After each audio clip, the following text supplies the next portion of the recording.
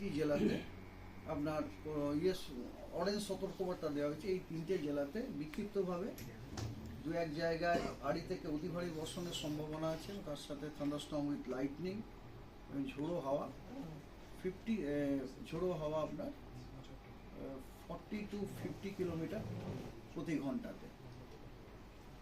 আচ্ছা, এটা হয়ে গেল আপনার 29 তারিখে। 30 তারিখে দক্ষিণবঙ্গের সব জেলাতে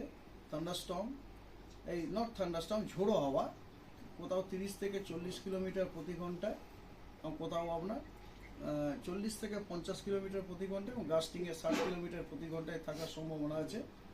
40 থেকে 50 কিলোমিটার প্রতি ঘন্টা এবং গাস্টিং, সেটা হচ্ছে 2টি 24 পরগনা, মুর্শিদাবাদ এবং নদিয়া ডিস্ট্রিক্টে। বাকি জেলাগুলোতে 30 to 40 kilometre per hour strong wind. আর দক্ষিণবঙ্গের সব জেলাগুলোতেই বিক্ষিপ্তভাবে ভারী বর্ষণের সম্ভাবনা আছে।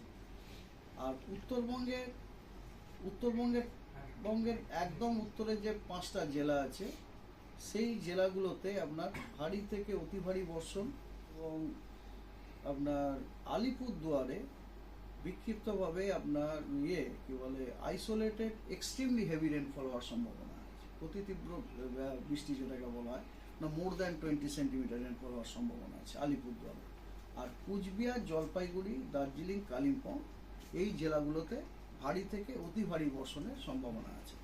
এবং তার সাথে তো অবশ্যই ঝোড়ো হাওয়া, স্ট্রং সারফেস উইন্ড 30 থেকে 40 কিলোমিটার প্রতি ঘন্টাতে থাকার সম্ভাবনা আছে। আর বাকি জেলাগুলোতেও আপনার দু এক জায়গাতে বিক্ষিপ্তভাবে ভারী, তার সাথে স্ট্রং সারফেস উইন্ড, তারপরে স্কোয়ারলি উইন্ড 35 থেকে 45 কিলোমিটার প্রতি ঘন্টায়, গাস্টিংয়ে 55 কিলোমিটার প্রতি ঘন্টায় থাকার সম্ভাবনা। এটা হচ্ছে আপনার 30 তারিখে।